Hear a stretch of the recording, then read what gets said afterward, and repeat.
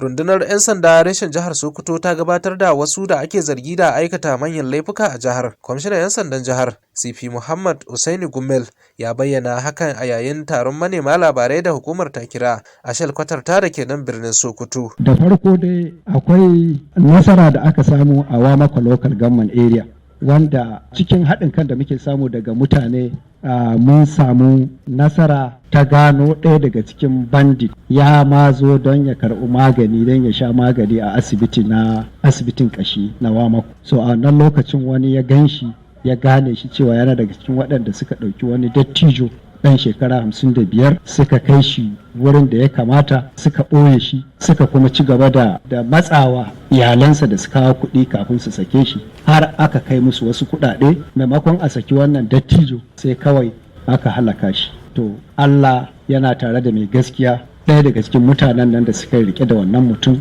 sai gashi 'yan uwansa cikin wanda suka kai kuɗin suka gane shi ya zo shan magani. To bai yi ƙasa a gwiwa ba, nan take sanarwa da 'yan sanda suka je asibiti suka ɗauko shi, aka yi mishi tambayoyi kuma ya amsa laifinsa, ya tabbatar da cewa yana tare da wasu mutane miyagu 'yan uwansa da lokacin da suka gabatar da wannan aiki. Still a wannan local government ta Wamako akwai shi ma mutane masu aikata laifi irin masu tare lungu-lungu su karɓi kuɗi a hannun mutane, su ma Allah ya ba mu nasara.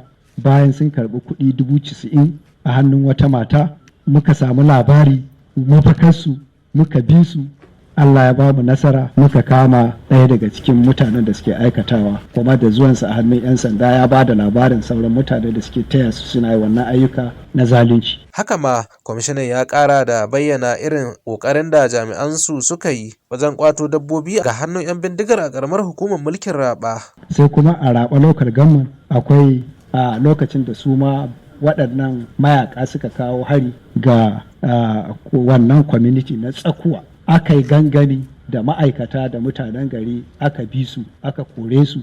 To wajen gudu suka zubar da shanu da tumaki kusan guda 96 da shanu guda 3. Su ma waɗannan shanun da tumaki suna nan a hannun ma'aikatanmu.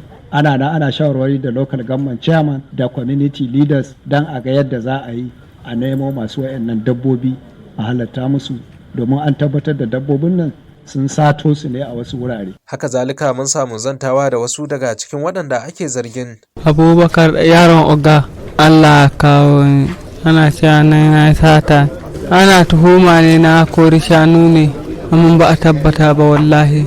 Ga Oga na in an tabbata ya faɗi gaskiya. To ka sa yanzu Oga da duniya take, wanda ya yi shi abba a kamo, wanda bai ba shi za a kamo. Wallahi inda na san wanda ni yayi ina ta wannan yanzu yadda gidana in ta wahala. Ni abba nuna gudu na wahala an ka ce ina tare, ai tunda ban ga da tsoro a ina tare waɗanda na yi sata. Kana tare da su kenan ko? Allah sarki wallahi a'a. Aminu abin da ya kawo mana, mun je gidan wani ne mun buge shi ne, sai ya ce mu ɗaukan mai kuɗi kuma ba mu ɗaukan mai kuɗi ba mu, shine ya sa sai wani ya sare mai hannu, shine ya kawo mana mu. Abin da ya kawo mana, mun je gidan wani ne mun buge shi ne, sai ya ce mun ɗaukan mai kuɗi kuma ba mu ɗaukan mai kuɗi ba, shine ya kawo mana. Mun shiga gaskiya kaddara ce kawai. To abin da ya kawo ne nan wurin ga zan dai ce dai idan Allah ya ce zai faru na, saboda wanga ba hali na ba. Ni dan kasuwa ne, yana sai da yaduka da shaddodi da ya tanwa da sauransu a nan cikin kasuwa. Bayan wuta da an kai mana a cikin kasuwan nan, to wannan lokaci abubuwa shina to min da kari. To bayan haka nan kuma sai zuciyana yana nuna min in shiga wani hanya wanda bai da kyau. Haka ne kuma na yi tasiri kaina a wannan abu, har ya kai lokacin da na ji na yi shi tare da wani sunan shi Stanley. Arewacin Najeriya dai, musamman jihohin Sokoto, Zamfara da Katsina suna ɗaya daga cikin sassan da ke fuskantar hare-haren 'yan fashin daji. Ƙarshen rahoton kenan. Yusuf Muhammad Gidan Dare, Taskira asirin mai ɗaki.